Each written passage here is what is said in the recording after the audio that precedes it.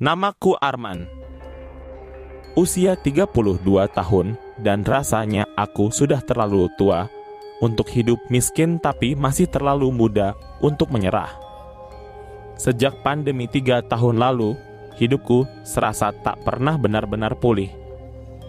Aku dipecat dari pekerjaanku di perusahaan distribusi dan sejak itu aku hanya mengandalkan hidup dari menjadi kurir freelance. Orderan kadang ada, kadang tidak. Lebih sering tidaknya. Aku tinggal bersama istriku, Rani, dan anak kami yang baru berusia 2 tahun, Dio. Rumah kontrakan kami kecil, pengap, dan berderit tiap kali angin malam datang. Tapi dari sinilah kami bertahan. Setiap malam aku duduk di warung kopi pojok gang menghirup kopi hitam yang lebih banyak airnya daripada bijinya sambil menatap lampu jalan yang kelap-kelip seperti hidupku. Di sana, di meja kayu yang catnya mengelupas dan penuh coretan kenakalan remaja, aku mengeluh. Kepada teman-teman sebaya yang juga nasibnya tak jauh berbeda. Tapi ada satu yang berbeda malam itu. Seorang lelaki duduk tak jauh dari tempatku. Ia mengenakan jaket kulit hitam dan peci usang. Wajahnya teduh tapi dingin, seperti air sungai yang dalam dan tak berbunyi. Tak banyak bicara, hanya memperhatikan. Tapi ada sesuatu pada matanya yang membuatku tak nyaman. Saat teman-temanku satu persatu pulang, lelaki itu tetap di sana. Dan ketika hanya aku yang tersisa, ia akhirnya bicara. "Kamu anaknya Pak Wardi ya?" Aku terkejut. Jarang sekali ada yang memanggil nama almarhum ayahku. Iya, bapak sudah lama meninggal. Bapak kenal? Ia mengangguk pelan. Dulu kami sering ketemu di pasar burung. Bapakmu orang baik. Tapi hidupnya berat. Aku hanya bisa mengangguk. Hening sejenak. Lalu ia berkata dengan suara rendah, nyaris seperti bisikan. "Kamu lelah, Man?" Aku menatapnya. Sorot mataku tak bisa menyembunyikan jawabanku. "Lelah itu biasa," lanjutnya. "Tapi kamu tak harus terus jadi biasa." Kalimat itu aneh.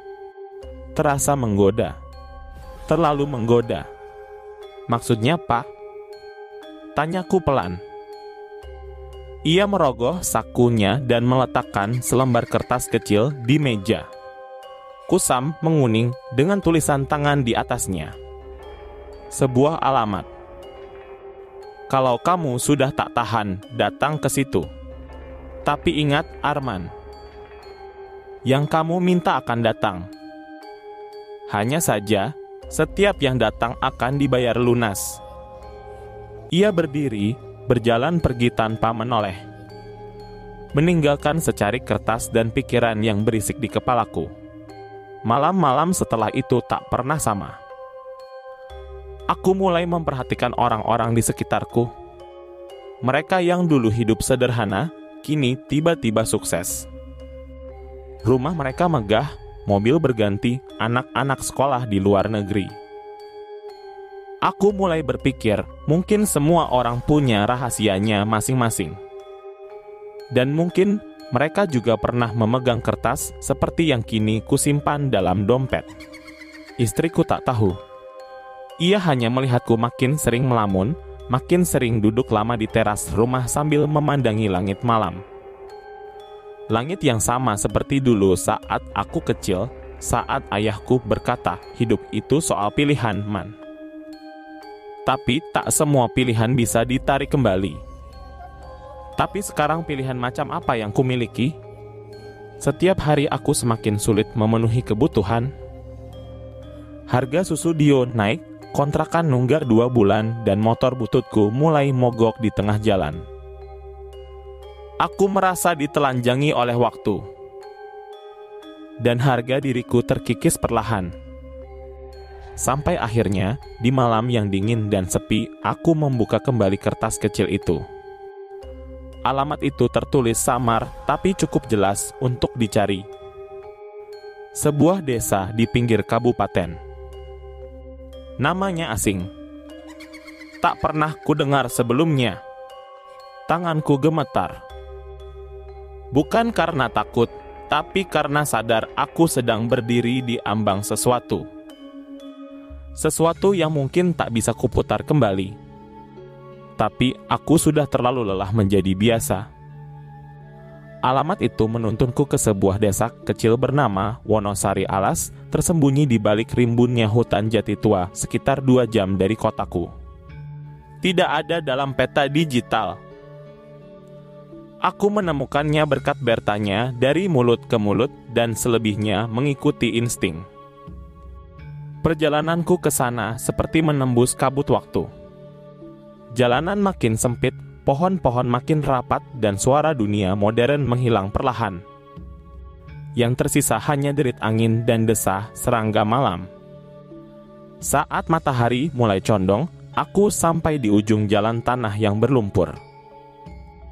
Di sana berdiri sebuah gapura tua dengan ukiran Jawa kuno, penuh lumut dan retakan. Desa Wonosari Alas. Aku melangkah masuk. Desa itu seperti tidak hidup. Rumah-rumah kayu berdiri rapat, sebagian reot, sebagian lain tampak terpelihara namun tak berpenghuni.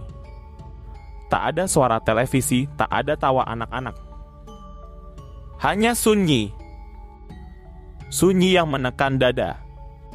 Seorang nenek tua duduk di serambi, matanya menatap kosong ke arahku. Ketika aku mencoba menyapa, ia hanya mengangguk pelan lalu menunduk. Seolah tahu, tapi enggan bicara. Akhirnya aku bertemu seorang lelaki paruh baya yang menyapaku pelan dengan suara seperti bisikan. "Kamu Arman ya?" "Iya, Pak, Bapak siapa?" "Aku hanya pengantar." "Ikut saja, Mbah sudah menunggu." Kami berjalan menyusuri lorong tanah di belakang rumah-rumah penduduk. Aroma tanah basah dan dupa menyengat hidung. Langit mulai redup. Entah kenapa, rasanya waktu berjalan lebih cepat di tempat ini. Di ujung lorong itu, ada sebuah bangunan kecil beratap ijuk. Bukan rumah. Bukan juga pura atau langgar. Tapi semacam cungkup dengan pintu kayu yang hanya dibuka separuh. Di sanalah aku bertemu dengannya. Mbah Suro. Nama yang hanya kusebut dalam hati karena bahkan menyebutnya terasa berat di lidah. Ia duduk bersila di tengah ruangan, tubuhnya kurus, tulangnya menonjol dari kulit yang keriput seperti kulit ular tua. Matanya terpejam, tapi ia tahu aku datang. "Arman anak Wardi. Kau datang karena lelah, karena lapar, karena ingin naik bukan jalan tapi terbang." Suara Mbah Suro dalam, berat, dan dingin seperti batu basah. Tak ada basa-basi. Ia langsung menyampaikan maksud dan akibat. "Yang kamu minta akan datang. Harta, nama, kehormatan. Tapi kamu tahu apa yang dibayar, bukan?" Aku tak menjawab. Tapi diamku adalah tanda setuju. Ia membuka matanya perlahan. Merah. Bukan karena iritasi, tapi seperti bara yang lama dipendam. Tidak ada jalan kembali, Le. Ini bukan permintaan, ini perjanjian. Aku tak tahu bagaimana ritual itu berlangsung sepenuhnya.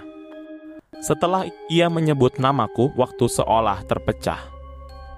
Dupa mulai dibakar, tanah dari liang kubur dilemparkan ke lantai, dan darah dari jari telunjukku diteteskan ke dalam mangkuk tanah liat. Aku muntah. Bukan karena takut, tapi karena tubuhku menolak sesuatu yang tak terlihat. "Kamu kuat," bisik Mbah Suro. "Mereka suka kamu." Aku tidak bertanya siapa mereka. Aku tak ingin tahu. Tapi saat asap dari dupa itu membentuk wujud samar yang merangkak di langit-langit cungkup, aku tahu. Ini bukan dunia yang bisa dijelaskan manusia biasa. Lalu Mbah Suro menyodorkan sesuatu, sebutir batu hitam kecil yang terasa hangat di genggaman. Simpan. Mulai malam ini, lihat sekelilingmu. Keberuntungan akan datang. Tapi ingat, ia menatapku lurus. Tajam. Setiap keberuntungan dibayar dengan kehilangan. Kamu tidak akan tahu siapa atau kapan. Tapi akan datang. Dan tidak bisa ditolak. Aku hanya mengangguk. Mungkin karena bodoh. Mungkin karena terlalu terdesak. Tapi yang jelas, aku memilih. Malam itu, aku pulang dengan hati berdegup tak beraturan. Udara terasa lebih berat, langit lebih pekat, dan malam lebih panjang dari biasanya. Aku tertidur di dalam bus, memeluk tas kecil berisi batu hitam itu, sambil berbisik pada diriku sendiri, aku hanya ingin hidup lebih baik. Tapi entah kenapa kalimat itu terdengar seperti doa yang salah alamat. 3 hari setelah kunjungan ke Wonosari Alas, hidupku berubah. Bukan secara dramatis, bukan seperti dalam film di mana uang tiba-tiba turun dari langit, tapi ada yang berbeda. Dan perbedaannya terlalu ganjil untuk disebut kebetulan.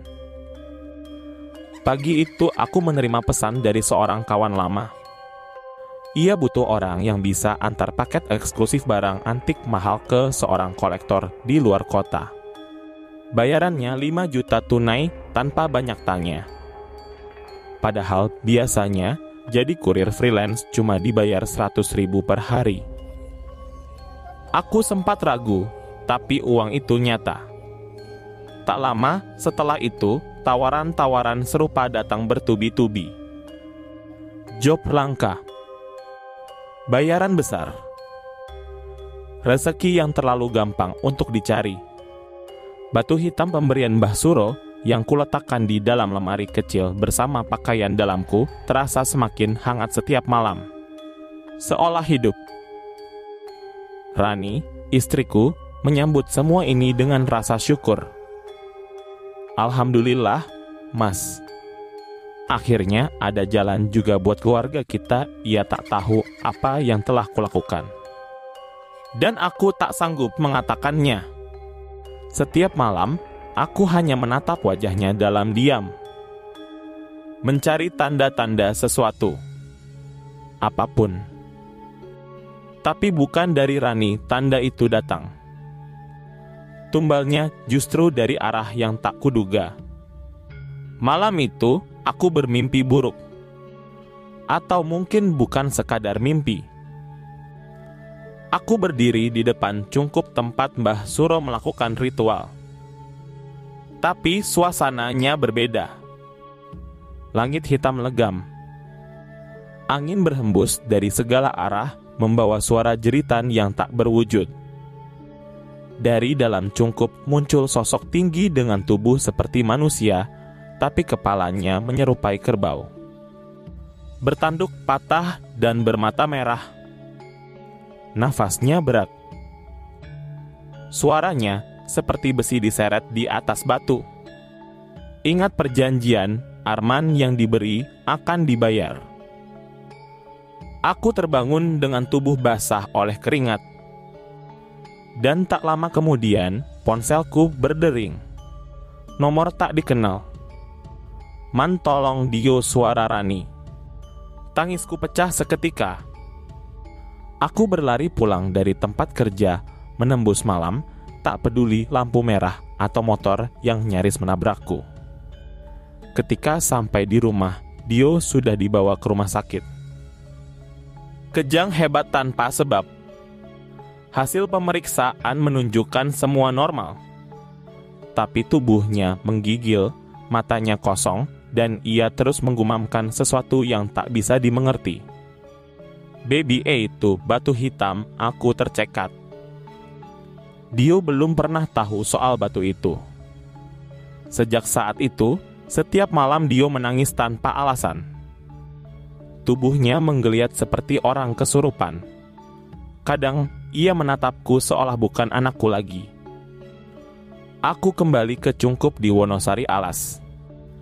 Kali ini tidak dengan niat mencari berkah, tapi dengan kemarahan. Mbah Suro masih duduk di tempatnya. Matanya terpejam, tapi suaranya muncul dari kegelapan.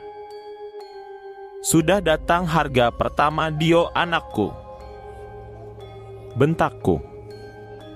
"Dia masih bayi. Kenapa bukan aku?" "Karena kamu yang minta. Tapi yang memutuskan bukan aku. Dan bukan kamu." Ia membuka matanya perlahan. "Kamu pikir kekayaan itu cuma soal uang? Kekayaan datang dari kekuatan. Dan setiap kekuatan ditopang darah." Tanganku mengepal, tapi tubuhku gemetar. "Kau bisa pergi," katanya tenang. Tapi jalan pulang sudah tak ada. Aku meninggalkan desa itu dengan perasaan yang tak bisa dijelaskan. Marah, takut, hancur. Tapi ketika kembali ke rumah, kondisi Dio membaik. Seolah tak pernah sakit. Ia tertidur pulas di pelukan Rani seperti bayi biasa. Dan di malam yang sama aku menerima telepon dari seseorang yang tak kukenal. "Pak Arman, kami tertarik untuk membeli ruko milik Anda di Jalan Melati." "Tertarik untuk nego?" Aku terdiam. "Aku tak punya ruko." "Maaf, ini pasti salah sambung." "Tidak, Pak. Ini sertifikat atas nama Anda, bukan?" "Kami temukan datanya di kantor notaris." "Anda pemilik sahnya." Dadaku sesak. Aku mengecek ke brengkes kecil yang dulu hanya berisi fotokopi KTP. Di sana kini ada sertifikat tanah emas batangan kecil dan buku rekening dengan saldo puluhan juta. Semua datang, tapi aku tahu ini bukan rezeki. Ini utang. Utang yang dibayar dengan nyawa. Setelah peristiwa itu, aku tak lagi bisa memandang hidup dengan cara yang sama. Segalanya tampak berubah. Aku kaya secara tiba-tiba. Rumah kami direnovasi, mobil baru terparkir di garasi. Dio sembuh total, bahkan lebih aktif dari sebelumnya. Rani tak pernah berhenti bersyukur. "Mas, Allah Maha Baik ya." Akhirnya semua doa kita dikabulkan. Kalimat itu menghantam hatiku seperti palu godam. Aku tahu ini bukan hasil doa. Ini hasil darah. Dan darah pertama sudah mereka ambil walau belum sepenuhnya. Aku tak yakin mereka akan berhenti di situ. Seminggu berlalu. Rezeki terus mengalir. Bisnis onlineku melejit, tiba-tiba saja viral setelah seorang influencer besar tanpa sengaja mempromosikannya. Tawaran kerjasama dari perusahaan besar berdatangan. Semua seakan terlalu mudah. Tapi setiap malam, mimpi buruk kembali menghantuiku.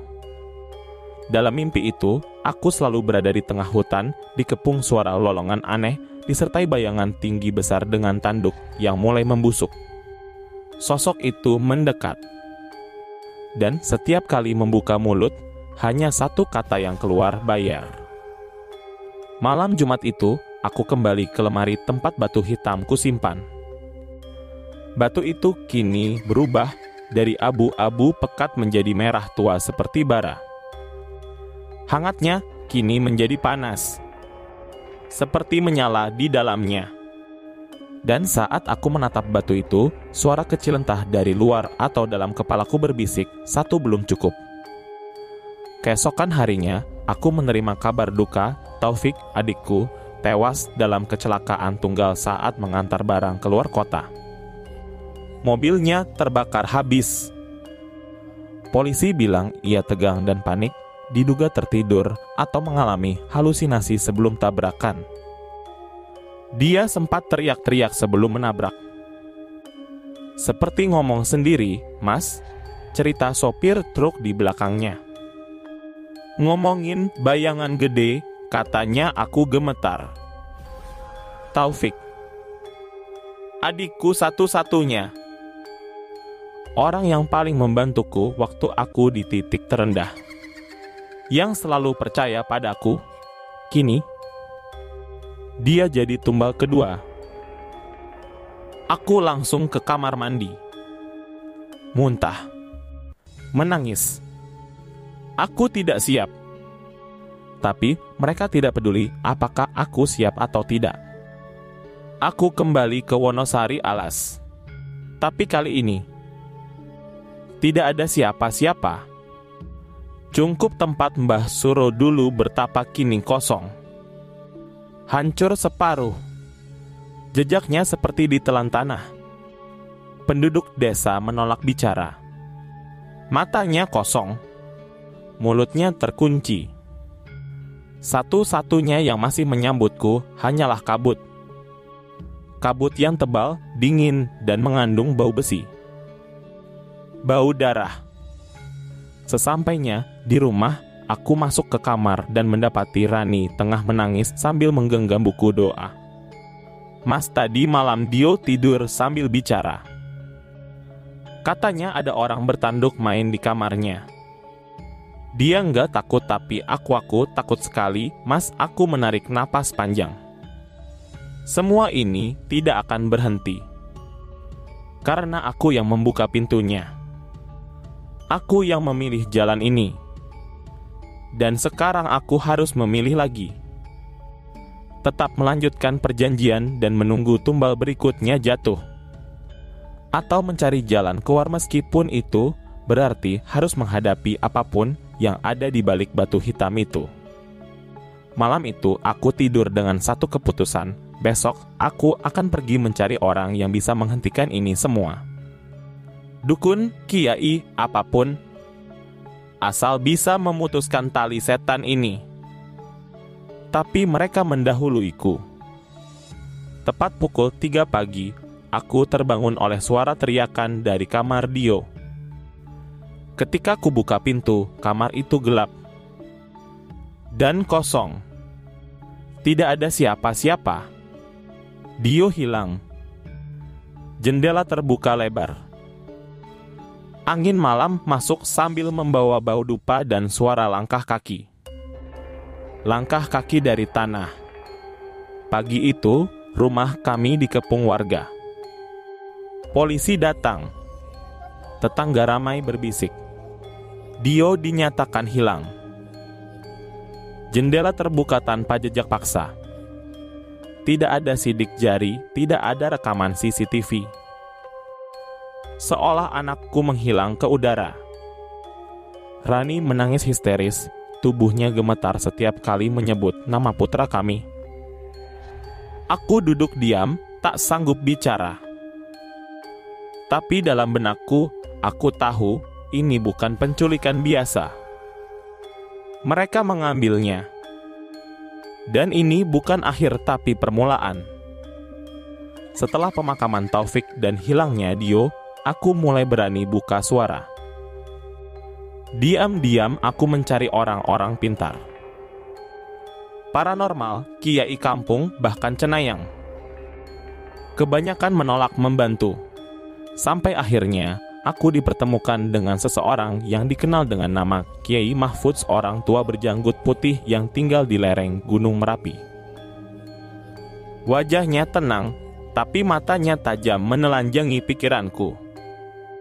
Kamu datang membawa beban dari dunia yang tidak kelihatan. Tapi yang kamu bawa bukan beban ringan. Ini darah. Dan darah tidak bisa dibersihkan dengan doa saja. Aku sujud di hadapannya, memohon pertolongan. Kiai Mahfudz mengangguk pelan. Aku bisa bantu, tapi kamu harus siap kehilangan. Setan tidak pernah memberi, dia hanya meminjamkan. Dan yang sudah terlanjur ditarik, jarang bisa kembali. Kiai Mahfudz membawaku ke ruangan khusus di belakang rumahnya. Gelap, hanya satu lilin menyala. Di tengah ruangan ada baskom tanah liat berisi air dan bunga setengah layu. Ia membacakan doa dalam bahasa Arab, kemudian menatap ke dalam air. Anakmu masih hidup tapi berada di antara dua dunia. Dia disembunyikan oleh entitas penunggu cungkup itu. Sosok dengan kepala kerbau. Dia menuntut tumbal keempat dan anakmu adalah pelengkapnya. Aku membeku. Kenapa 4 tumbal? Tanyaku pelan. 4 arah penjuru. Utara, selatan, timur, barat. Untuk membuka gerbang kekayaan, keempat pintu harus dibayar dengan darah. Biasanya 3 dewasa dan 1 darah murni anak kandung. Aku muntah di lantai ruangan itu. Suara Kiai Mahfudz terdengar seperti genderang kematian. Satu-satunya cara kamu harus memanggil mereka. Bukan untuk meminta, tapi untuk menantang. Menantang? Iya, tapi nyawamu jadi taruhannya. Malam itu, aku kembali ke rumah dengan satu rencana. Aku akan kembali ke Wonosari Alas. Akan kupanggil mereka. Aku akan menuntut kembali anakku, atau mati bersama mereka di cungkup terkutuk itu. Namun, sebelum aku pergi, Rani mendekatiku. Wajahnya pucat. Matanya sembab. Tapi bukan karena menangis. Mas, aku dengar suara Dio di kamar tadi. Apa?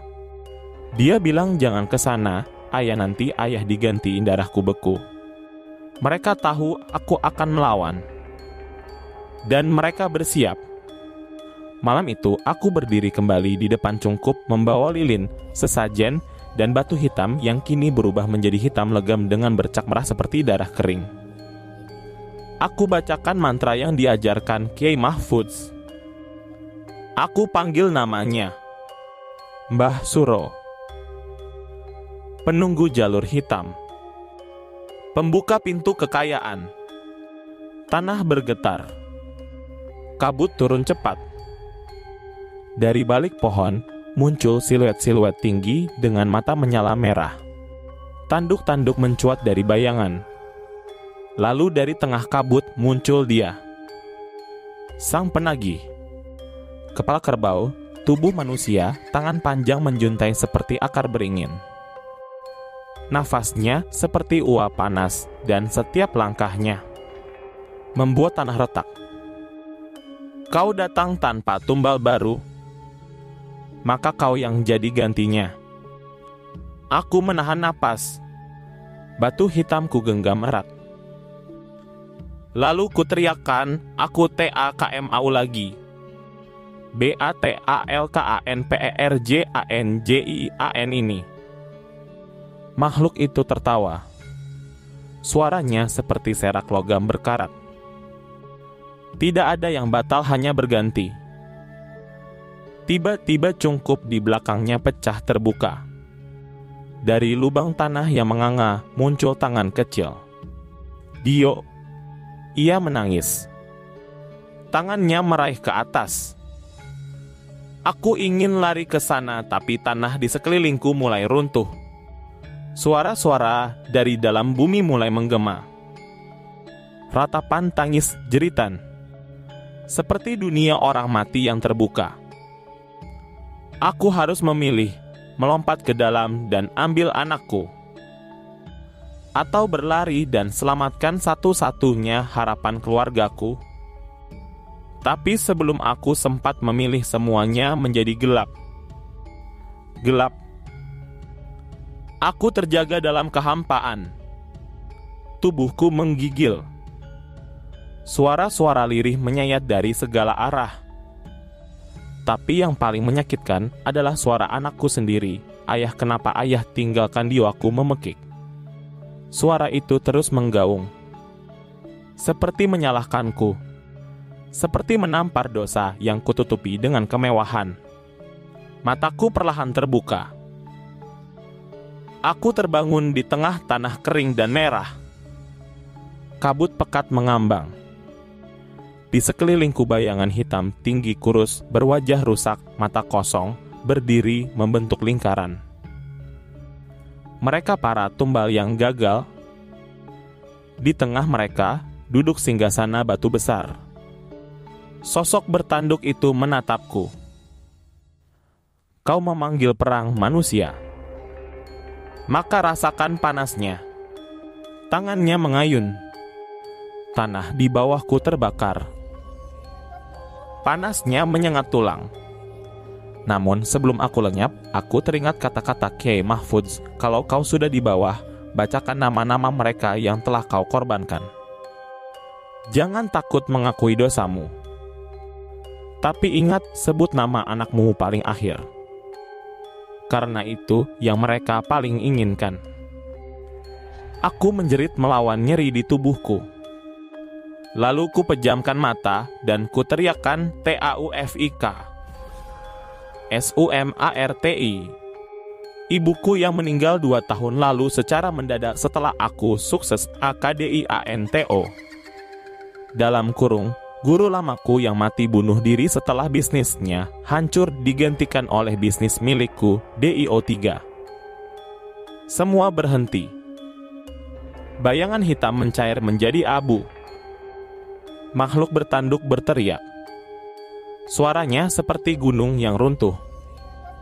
Tubuhnya hancur perlahan, seperti terbakar dari dalam. "Kau mengingkari perjanjian. TIDAK," teriakku. "Aku hanya mengaku. Bukan untuk kaya, tapi untuk menebus." Tiba-tiba tubuhku terangkat. Aku dibanting ke tengah pusaran cahaya putih yang muncul entah dari mana. Seluruh bayangan mengejang, lalu menghilang seperti debu diterbangkan angin. Dan di ujung cahaya itu aku melihat Dio. Tersenyum. Tangannya menjulur. "Ayo pulang." Ya, aku tersentak bangun di tengah hutan. Badanku berdarah, robek di beberapa bagian. Di sekelilingku, jejak tanah yang terbakar, sesajen hangus, dan cungkup yang runtuh total. Tapi di pelukanku Dio masih hidup, masih bernapas, mungil, hangat. Matanya berkaca-kaca. "Ayah, ayah datang ya?" Aku tak sanggup jawab. Hanya bisa menangis. Peluk tubuh kecilnya erat-erat. Menyesali semuanya. Tapi bersyukur aku masih diberi kesempatan. Kami pulang sebelum subuh. Rani memeluk kami berdua seperti tidak percaya. Ia tidak bertanya banyak. Hanya bersujud sambil menangis, mengucap syukur. Beberapa hari kemudian, aku kembali ke Kiai Mahfudz, membawa batu hitam yang kini sudah retak dan pudar warnanya. Ia hanya mengangguk saat menerimanya. "Perangmu belum selesai, tapi kau sudah menang satu babak penting. Jangan pernah kembali pada perjanjian itu." Aku menutup semua bisnisku. Uang yang tersisa kuserahkan untuk amal. Kami pindah ke kota kecil di Jawa Timur, memulai hidup dari nol. Tanpa kemewahan, tapi dengan hati yang lebih utuh. Namun, setiap malam Jumat Kliwon, aku masih bermimpi. Mimpi tentang suara denting logam. Tentang mata merah menyala dalam gelap. Dan suara lirih yang berkata, "Kami belum selesai." Malam itu, setelah pulang dari Kiai Mahfudz, aku duduk termenung di depan api unggun kecil di pekarangan rumah baru kami. Dio tertidur pulas di dalam kamar, sementara Rani menyiapkan makan malam. Tiba-tiba, suara derap langkah pelan dari arah belakang rumah membuatku menoleh. Dari bayang-bayang muncul sosok perempuan tua berkerudung lusuh. Matanya tajam menatapku. "Kamu Arman, bukan?" Aku mengangguk, waspada. "Aku membawa sesuatu yang perlu kamu tahu tentang darah yang kamu bayar." Perempuan itu memperkenalkan diri sebagai Mbok Laras, tetangga lama yang tahu banyak tentang sejarah keluarga kami. Mbok Laras duduk dan mulai membuka lembaran masa lalu yang tak pernah aku ketahui. Ia bercerita tentang moyangku, seorang lelaki yang dulu juga pernah berurusan dengan makhluk hitam dari Wonosari Alas. Dahulu, nenek moyangmu mencari pesugihan untuk menyelamatkan keluarganya dari kemiskinan. Tapi perjanjiannya membawa kutukan. Sejak itu, darah harus terus mengalir dari keturunan untuk menutup mata makhluk itu. Aku terpaku. Kutukan turun-temurun. Ini berarti aku bukan satu-satunya yang terjebak. Tapi kenapa aku tidak pernah tahu?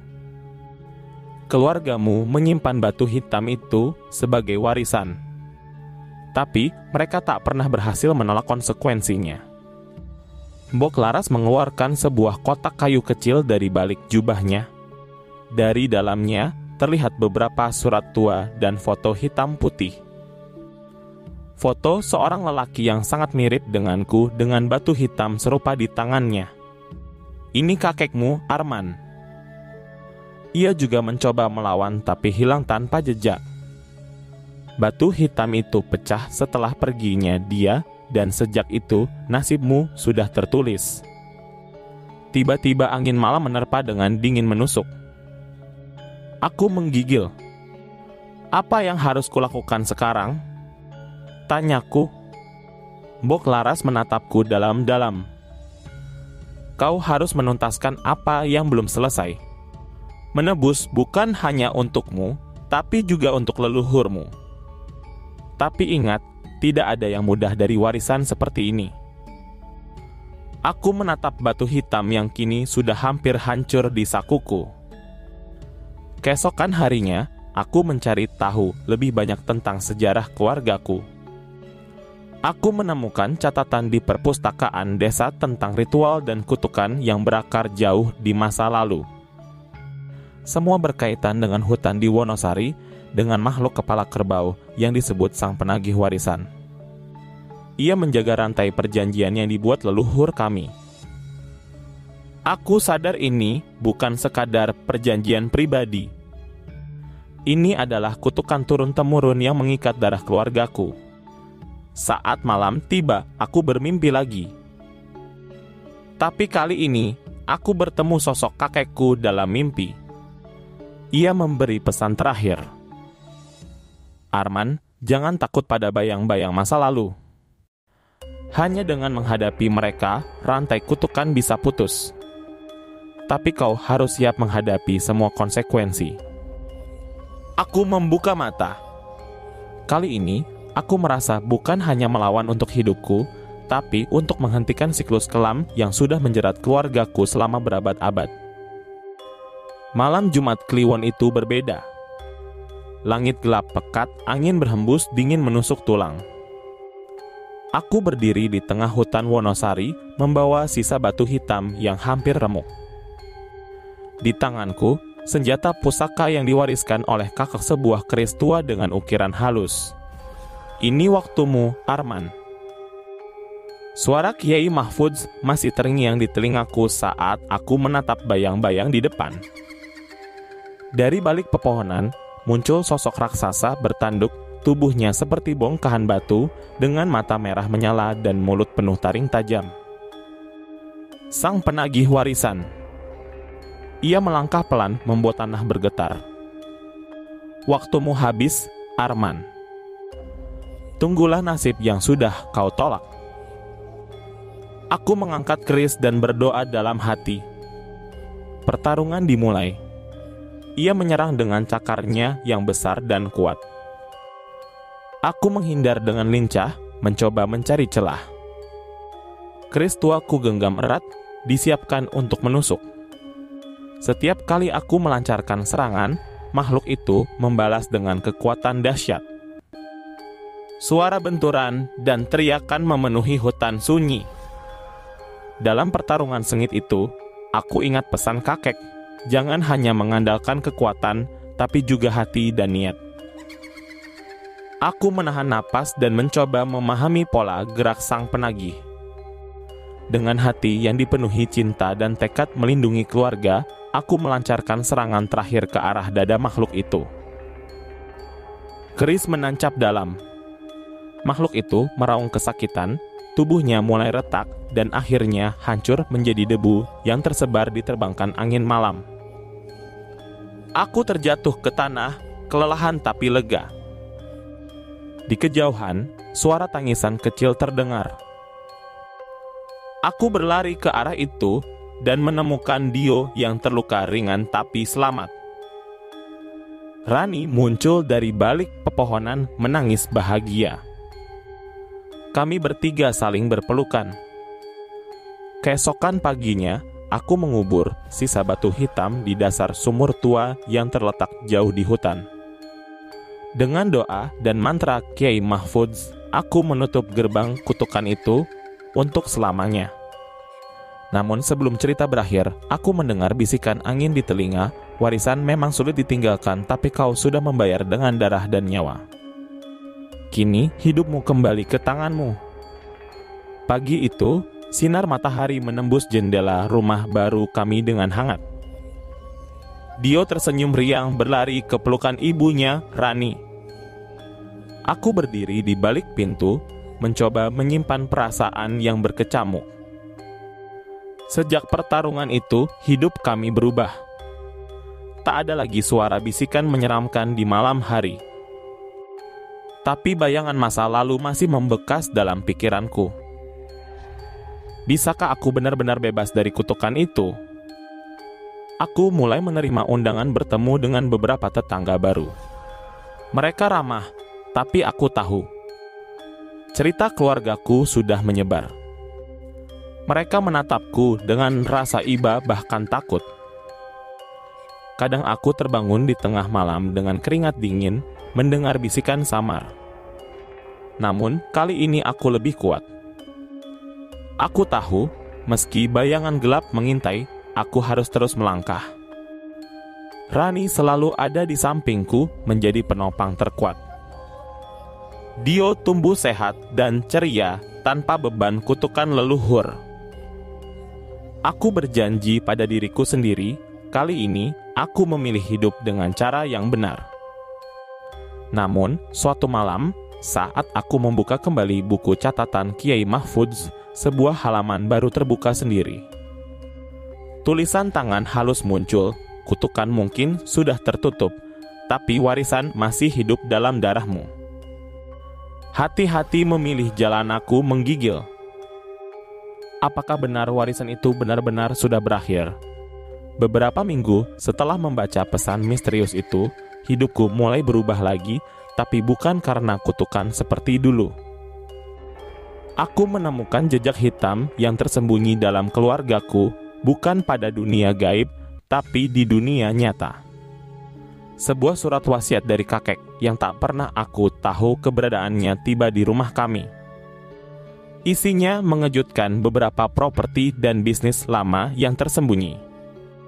Tetapi bisnis itu penuh noda utang, konflik, bahkan dugaan penggelapan yang bisa menyeret kami ke jurang kebangkrutan. Aku menghadapi pilihan berat.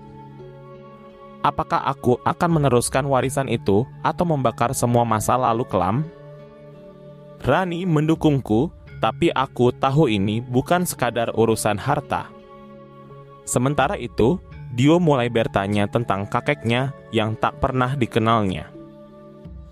Aku berusaha jujur, tapi sulit menjelaskan semuanya tanpa membuatnya takut. Malam-malamku kini dipenuhi perenungan dan kekhawatiran, bukan oleh bayangan makhluk gaib, tapi oleh jejak hitam yang mungkin akan mengancam masa depan keluargaku. Aku sadar, walau kutukan sudah terkikis, warisan itu tetap hidup dalam bentuk pilihan dan konsekuensi. Dan aku harus kuat, bukan hanya untuk diriku, tapi untuk Dio dan Rani. Pagi itu, sinar mentari terasa lebih hangat dari biasanya. Udara segar menyambut kami di rumah kecil yang sederhana, jauh dari hiruk-pikuk kota besar dan bayang-bayang masa lalu. Setelah melewati begitu banyak kesulitan, aku mulai merasakan kedamaian yang lama hilang. Rani dan Dio menjadi sumber kekuatan terbesar. Aku belajar untuk memaafkan diri sendiri atas kesalahan masa lalu dan menerima bahwa tak semua hal bisa ku ubah dengan cepat. Aku memutuskan untuk menjual properti lama yang penuh masalah dan menggunakan hasilnya untuk memulai usaha kecil yang jujur. Tak mudah, tapi kali ini aku memilih jalan yang benar tanpa mengandalkan jalan pintas. Dalam perjalanan ini, aku bertemu banyak orang baru, termasuk seorang guru spiritual yang membantuku memahami arti sesungguhnya dari kekayaan, bukan materi, tapi kedamaian hati dan kasih sayang. Suatu sore, aku duduk di teras rumah melihat Dio bermain dengan riang. Hatiku penuh harapan. Aku tahu perjalanan ini belum selesai sepenuhnya, tapi kini aku memiliki cahaya baru untuk menuntunku. Malam itu, langit dipenuhi bintang gemerlapan. Aku duduk di teras rumah kecil kami, tangan menggenggam erat tangan Rani. Dio tertidur pulas di kamar, bebas dari bayang-bayang masa lalu yang dulu mengancam. Perjalanan panjang telah kulewati. Dari perjanjian gelap, peperangan dengan neraka, hingga warisan kelam yang akhirnya kuterima dengan lapang dada. Kini aku mengerti kekayaan sejati bukanlah harta atau kekuasaan. Kekayaan sejati adalah ketenangan jiwa, keluarga yang utuh, dan kesempatan untuk memulai kembali. Aku mengucap syukur pada malam yang sunyi. Terima kasih atas kesempatan kedua ini. Rani tersenyum, mata kami bertemu penuh pengertian dan harapan. Aku tahu perjalanan ini bukan akhir segalanya. Tapi ini adalah awal baru yang kutulis dengan tinta kejujuran dan keberanian. Sebelum aku menutup mata malam itu, aku berdoa semoga aku selalu diberi kekuatan untuk memilih jalan yang benar. Menjaga janji hidup yang sebenarnya, dan menuntun Dio agar tak pernah terjerat dalam kegelapan seperti ayahnya. Di luar angin berbisik pelan, seolah mengiyakan. Kutukan sudah sirna, tapi pelajaran hidup akan selalu melekat.